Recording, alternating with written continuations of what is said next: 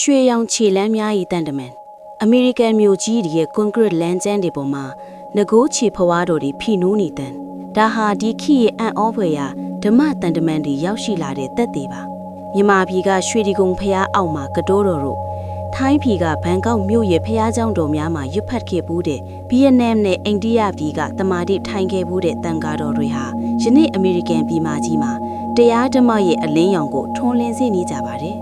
တချို့လူတွေမေးကောင်းမေးပါလိမ့်မယ်။ဘာကြောင့်တန်ကားတော်တွေလမ်းလျှောက်ရတာလဲ။အဖြေကရိုးရှင်းပေမဲ့နဲ့နဲပါတယ်။ဒီကဘာကြီးမှာအခုချင်းကဘာတွေဖြစ်နေတယ်လဲကြည့်အောင်။ယူကရိန်းမှာစစ်ပွဲဆက်ရှိနေတယ်။အရှိအလေးပိုင်းမှာပဋိပက္ခတွေမပြတ်ဖြစ်နေလေ။ကိုမြန်မာပြည်မှာတော့ငြင်းချမ်းရေးမရသေးဘူး။လူတိုင်းမိဘစိတ်ဖိစီးမှုစိုးရိမ်ပူပန်မှုတွေနဲ့ရင်ဆိုင်နေရတယ်။အဲ့ဒီအချိန်မှာပဲတန်ကားတော်တွေထွက်လာခဲ့ကြပါတယ်။သူတို့ဘာမှပြောပြခိုင်းတာမဟုတ်ပါဘူး။သူတို့ဘာစီယုံလှုံဆော့မှုမလုပ်ပါဘူးသူတို့ကရှိရှိသားသားလမ်းလျှောက်ပြနေတာပါဒါပေမဲ့ဒီရိုးရှိနဲ့လွတ်ရက်လေးကကဘာကိုထိလန့်စေနိုင်ပါတယ်ကိုမြန်မာဆိုရင်သိပါတယ်2000ခုနှစ်ကရွှေဝါရောင်ဒေါ်လာညွေးကိုတန်ကာတော်ရဲ့ငင်းချတဲ့ခြေလမ်းကြီးကဘလောက်စွမ်းအားကြီးတဲ့တဲ့ကိုကဘာကမြင်တဲ့ရပါတယ်အခုလဲအလားတူပါပဲအမေရိကန်လူမျိုးတွေလက်တင်အမေရိကန်တွေအာဖရိကန်အမေရိကန်တွေအာရှလူမျိုးတွေလူမျိုးစုံကလူတွေလမ်းဘေးမှာရက်ကြည်နေကြပါတယ်တချို့ကနားမလည်ဘူး